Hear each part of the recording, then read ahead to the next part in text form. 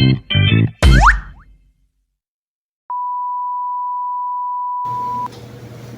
guys, welcome again with another episode of Reality of My Life. This time I decided to have my hair cut into short kay taas na jud kaayo siya and alimuot man. After sa salon I decided to eat here in Brew and Buy. I ordered alio tuna and a iced matcha latte.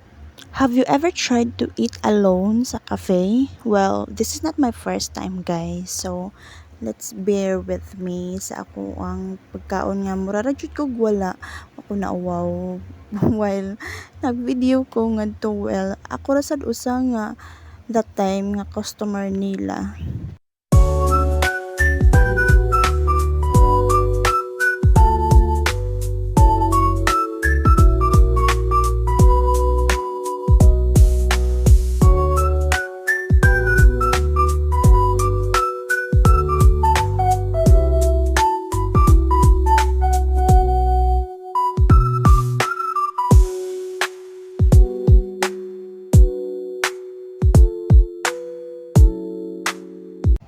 I am very satisfied sa food, the tuna alio pasta, and the matcha latte.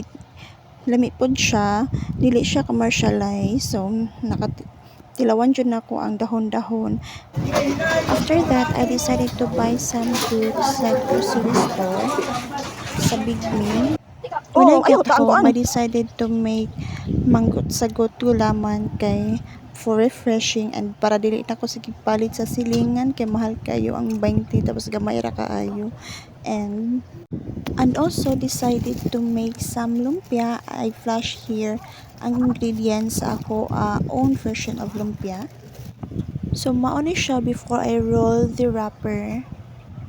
So along the day, I received some parcels sa TikTok shop. Now I opened the parcel from Jolly Baby. I bought them two pieces of baby bottle guys for my little one, for our baby. And one din po siya para naman na siya pangpunas again sa iyahang mga doy-ay. And here is another unboxing na sad I received from Lacta Glow. I decided to bought some milk booster kay para dili ko mawadan og kanang gatas guys kay I feel like ganang naghinay na ang supply sa akong gatas though the baby is nag latch jud siya sa ako ang breast gyud. And I am very happy with this one kay I am very excited to taste sa Lacta Glow and with the collagen side. And here I am opening sa one of the Lacta Glow nga drink and bisag na pa siya sa sud sa box guys. I already smell ang kahumot and I tried it and very creamy siya, dili siya tilawan ang iyahang kapigyod though coffee daw siya pero wala joy coffee na ko natilawan and that's okay, very creamy siya and hopefully it will help to boost my milk.